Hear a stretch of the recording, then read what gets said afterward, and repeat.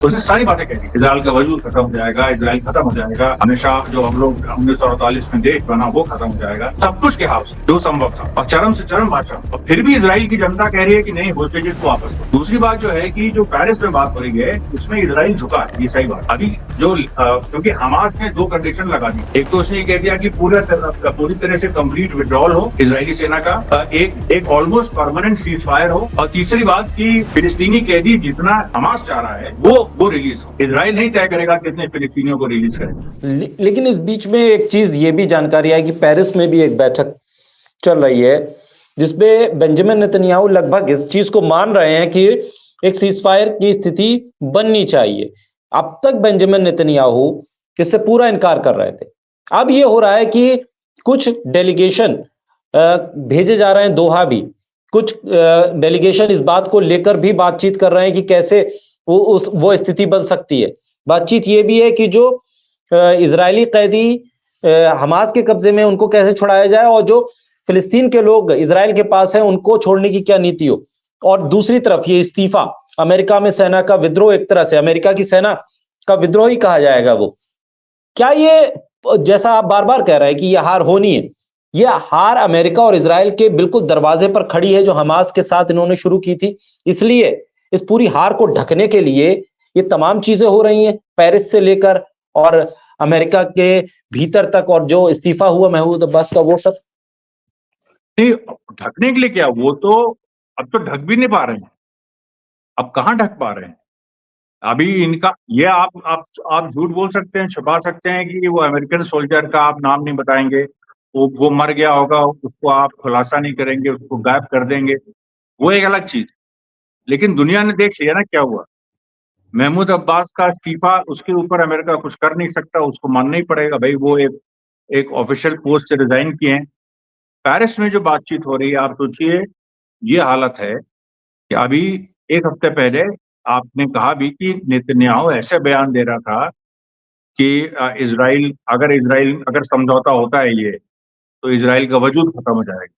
उसने सारी बातें कह दी, इजराइल का वजूद खत्म हो जाएगा, इजराइल खत्म हो जाएगा, हमेशा जो हम लोग 1948 में देश बना वो खत्म हो जाएगा, सब कुछ के हाउस है जो संभव था, और चरम से चरम भाषा। और फिर भी इजराइल की जनता कह रही है कि नहीं, होस्टेजेस को वापस दो। और बल्कि वहां, जैसे मैंने बताया, धमकियां दी जा रही हैं कि अगर नहीं लाए, और इजराइल एक्सट्रीमिस्ट सोसाइटी है, क्योंकि इन लोगों ने खुद चरमपंथियों को पाला है, फिलिस्तीनियों के खिलाफ जहर नफरत इतनी भर दी है, और अब उनको जब देख रहे हैं कि वहां वो हार रहे हैं, कुछ कर नहीं सकते, तो वो तो होता ना कि वो जो ड्रैगन है वो अपने ही घर में स्ट्राइक करता है, तो वो कहाँ जाएंगे, वो तो अपने ही लोगों को बात, तो वो आप मेंबर ऑफ पार्लियामेंट जो है उनको उठाने की बात कर रहे हैं, उनको जान से मारने की बात कर रहे हैं। तो ये लड़ाई तो देखिए, अब ये छुपी बात नहीं रह गई, अभी खुल के सामने आ गई कि अमेरिका और इजराइल अलग है। दूसरी बात जो है कि जो पेरिस में बात हो रही है, इसमें इजराइल झुका है, ये सही बात है।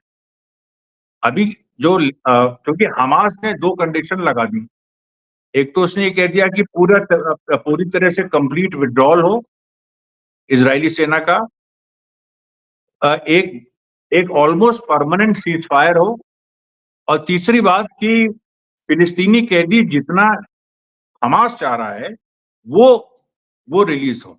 इजराइल नहीं तय करेगा कितने फिलिस्तीनियों को रिलीज करेगा। अगर हम उसके होस्टेजेस रिलीज करेंगे, अच्छा ये भी हम तय करेंगे, हमास ने कहा कि इजराइल के कितने होस्टेजेस रिलीज होंगे, ये भी हम तय करेंगे, और फिलिस्तीनी कितने वहां से इजराइल रिलीज करेगा वो भी हम तय करेंगे। ये सारी शर्तें, और इसको नेतन्याहू मानने की कगार पे, उसके सामने कोई चॉइस नहीं है, तो क्या मतलब क्या क्या उखाड़ लेगा कोई। तो ऐसी सिचुएशन बन गई जी।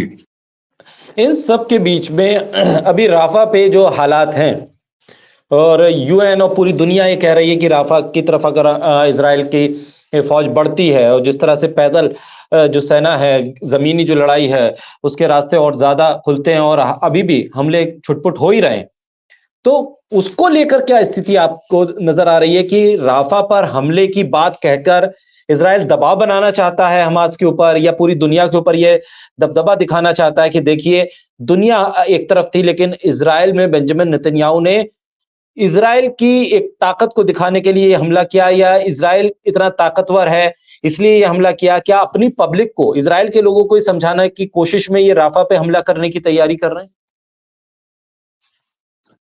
मैं आपसे फिर कह रहा हूँ राफा कार्ड भी फेल हो गया है, क्योंकि राफा कार्ड इन्होंने बहुत जल्दी चल दिया। 12 फरवरी के आसपास इन्होंने एक फर्जी ऑपरेशन किया जिसमें कहा कि हमने 2 इजरायली बंधकों को छुड़ा लिया है। बाद में ये निकला कि इजराइल की कमांडोज ने नहीं छुड़ाया था, वो एक दूसरी तरह का डील थी और उसमें मतलब जो वो हमास या किसी पैलेस्टीनियन रेजिस्टेंस फैक्शन के पास वो 2 कैदी नहीं थे, बल्कि एक क्लैन के पास थे, एक परिवार के पास थे। उस परिवार को मैनिपुलेट करके इन लोगों ने उसको छुड़ा दिया, उसमें सेना का कोई अभियान ही नहीं है। अब अच्छा, वो क्यों इन्होंने झूठ बोला? क्योंकि उस समय वो 12 फरवरी को 67 सिविलियन राफा में मारे थे। वो एक टेस्ट था कि दुनिया किस रूप में इसको देखेगी। तो दुनिया में हाहाकार मचा। अब अच्छा, अब इन्होंने फिर दूसरा कहा कि रमजान के महीने में हम राफा पे हमला करेंगे। ये सारी चीजें थी कि हमास जो है अपनी कंडीशंस जो हैं ट्रूस की और सीज फायर की, उसको कम करे और हमास ज्यादा से ज्यादा मतलब हमारी शर्तों पे समझौता माने, क्योंकि समझौता तो इजराइल को करना है, उसके बाप नहीं मतलब इससे भाग सकते। लेकिन उनका ये था कि ये सब प्रेशर टैक्टिक्स यूज करके हमास की जो नेगोशिएटिंग ताकत है उसको कम किया जाए। वो संभव ही नहीं हो पाया।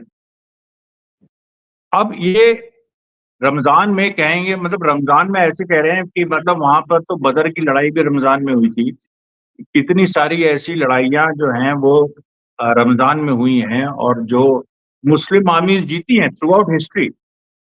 तो इसलिए ये तो कोई बात ही नहीं है कि हम रमजान में हमला करेंगे और वहां पर हम कर लेंगे। आप केवल हमला करने का मतलब है कि सिविलियंस को मारना, और सिविलियंस को मारने की एक लिमिट इजराइल पहुंच चुका है। 1 लाख लोग या तो मारे गए, उसमें करीब 30 हजार मारे गए हैं, 70 हजार घायल है। कैजुअलिटीज जो है 1 लाख पहुंच गई है।